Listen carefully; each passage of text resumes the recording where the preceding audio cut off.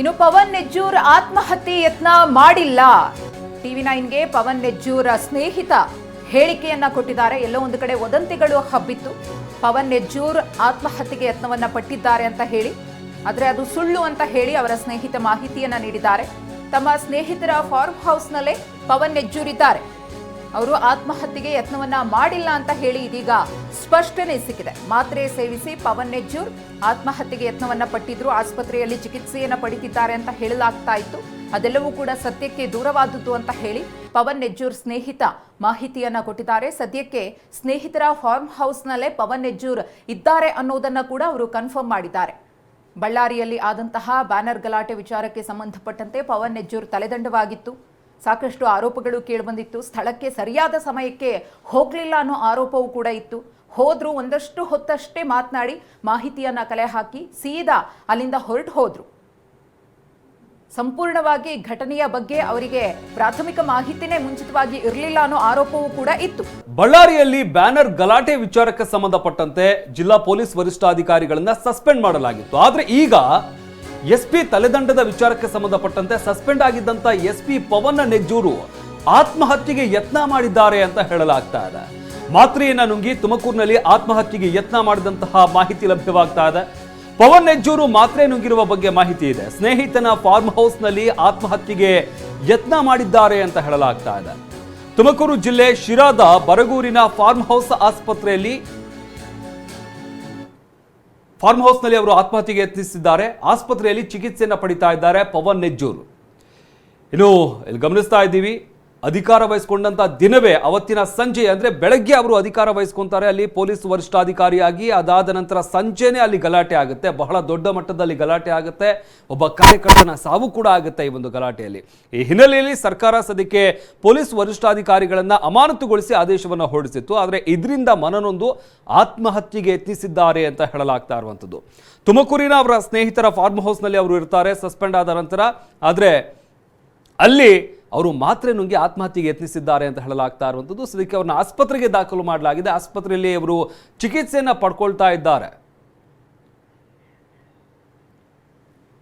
SP Pavan ನೆಜ್ಜೂರು ವಿರುದ್ಧ ಮದ್ಯಪಾನದ ಆರೋಪ ಕೂಡ ಕೇಳಿ ಬಂದಿರುವಂಥದ್ದು. ಸದ್ಯಕ್ಕೆ ಇಲ್ಲಿ ಗಮನಿಸ್ತಾ ಇದ್ದೀವಿ, ಆತ್ಮಹತ್ಯೆಗೆ ಯತ್ನ ಮಾಡಿದಂತಹ ಪವನ್ ನೆಜ್ಜೂರು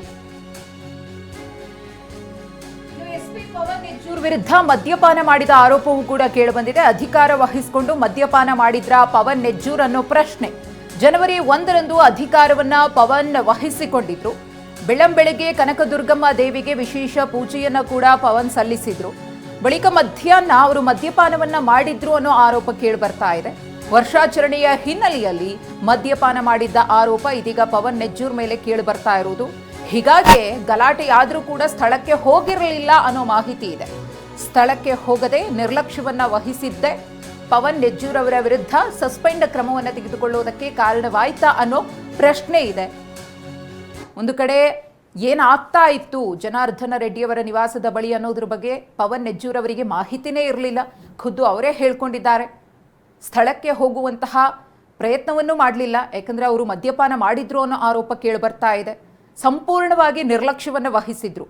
ಯಾವ ರೀತಿಯಾಗಿ ಈ ಒಂದು ಪರಿಸ್ಥಿತಿಯನ್ನ ನಿರ್ವಹಿಸಬೇಕಿತ್ತು ಅದರಲ್ಲಿ SP ಆಗಿ ಪವನ್ ನೆಜ್ಜೂರ್ ಅವರು ಫೇಲ್ ಆಗಿದ್ರು ಅನ್ನೋ ಆರೋಪಗಳು ಕೇಳಿ ಬರ್ತಾ ಇದೆ. ಹಾಗಾಗಿನೇ ಅವರನ್ನ ಅಮಾನತು ಮಾಡಲಾಯಿತು ಅಂತ ಹೇಳಲಾಗ್ತಾ ಇದೆ. ಸದ್ಯಕ್ಕೆ ಪವನ್ ನೆಜ್ಜೂರ್ ಅವರು ಮದ್ಯಪಾನ ಮಾಡಿದ್ರ ಅನ್ನೋ ಪ್ರಶ್ನೆ ಇದೆ. ಆರೋಪದ ಹಿನ್ನೆಲೆಯಲ್ಲಿ ಇದಕ್ಕೆ ಸಂಬಂಧಪಟ್ಟಂತೆ ಪವನ್ ನೆಜ್ಜೂರ್ ಏನ್ ಹೇಳ್ತಾರೆ ಅನ್ನೋ ಕುತೂಹಲವು ಮತ್ತೊಂದು ಕಡೆ ಇದೆ. ಇದೆಲ್ಲದರಿಂದಲೂ ಕೂಡ ಪವನ್ ನೆಜ್ಜೂರ್ ಮನನೊಂದಿದ್ದಾರೆ ಅನ್ನೋ ಮಾಹಿತಿಯೂ ಕೂಡ ಇದೆ. ಬ್ಯಾನರ್ ಕಟ್ಟುವಂತಹ ವಿಚಾರಕ್ಕೆ ಆದಂತಹ ಗಲಾಟೆ ದೊಡ್ಡ ಮಟ್ಟದಲ್ಲಿ ಘರ್ಷಣೆಗೆ ಕಾರಣವಾಗಿತ್ತು. ಓರ್ವ ಸಾವನ್ನಪ್ಪಿದ್ದ ಕೂಡ ಕಾಂಗ್ರೆಸ್ ಕಾರ್ಯಕರ್ತ ರಾಜಶೇಖರ್ ರೆಡ್ಡಿ ಮೃತಪಟ್ಟಿದ್ದ.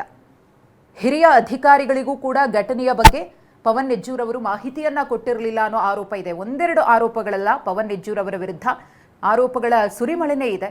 ಹಾಗಾಗಿನೇ ಅವರ ವಿರುದ್ಧ ಕಠಿಣ ಕ್ರಮವನ್ನ ತೆಗೆದುಕೊಳ್ಳಲಾಗಿತ್ತು, ಅವರನ್ನ ಸಸ್ಪೆಂಡ್ ಮಾಡಲಾಗಿತ್ತು. ಎಸ್, ವಿಪಕ್ಷಗಳು ಕೂಡ ಎಲ್ಲ ಒಂದು ಕಡೆ ಈ ವಿಚಾರಕ್ಕೆ ಸಂಬಂಧಪಟ್ಟಂತೆ ಸರ್ಕಾರದ ವಿರುದ್ಧ ವಾಗ್ದಾಳಿ ನಡೆಸಿದ್ರು. ಯಾಕಂದ್ರೆ ಅವತ್ತು ತಾನೇ ಅವರು ಅಧಿಕಾರವನ್ನು ವಹಿಸಿಕೊಂಡಿದ್ರು, ಅಧಿಕಾರಿಗಳ ವಿರುದ್ಧ ಈ ರೀತಿಯಾದಂಥ ಕ್ರಮ ತೆಗೆದುಕೊಳ್ಬಾರ್ದು ಅಂತ ವಿಪಕ್ಷಗಳು ಕೂಡ ಮಾತನಾಡ್ತಾ ಇದ್ರು. ಆದರೆ ಈಗ ಪವನ್ ನೆಜ್ಜೂರ್ ವಿರುದ್ಧ ಆರೋಪಗಳು ಕೇಳಿ ಬರ್ತಾ ಇರುವಂಥದ್ದು. ಈ ವಿಚಾರಕ್ಕೆ ಸಂಬಂಧಪಟ್ಟಂತೆ ಸಾಕಷ್ಟು ಆರೋಪಗಳು ಕೇಳಿ ಬರ್ತಾ ಇದೆ. ಅಂದರೆ ಅವರು ಮದ್ಯಪಾನ ಮಾಡಿದ್ರು ಅವತ್ತು, ಆ ಕಾರಣದಿಂದಾಗಿ ಹೋಗೋಕ್ಕಾಗಿರಲಿಲ್ಲ, ಅಥವಾ ಸರಿಯಾದ ಮಾಹಿತಿನೇ ಅವರಿಗಿಲ್ಲ. ಹಿರಿಯ ಅಧಿಕಾರಿಗಳು ಮಾಹಿತಿ ಕೇಳಿದಂಥ ಸಂದರ್ಭದಲ್ಲಿ ಆ ಮಾಹಿತಿಯನ್ನು ಕೂಡ ಅವ್ರು ಸರಿಯಾಗಿ ಕೊಟ್ಟಿಲ್ಲ ಅನ್ನೋ ಆರೋಪಗಳು ಅವರ ವಿರುದ್ಧ ಕೇಳಿ ಬರ್ತಾ ಇರುವಂಥದ್ದು.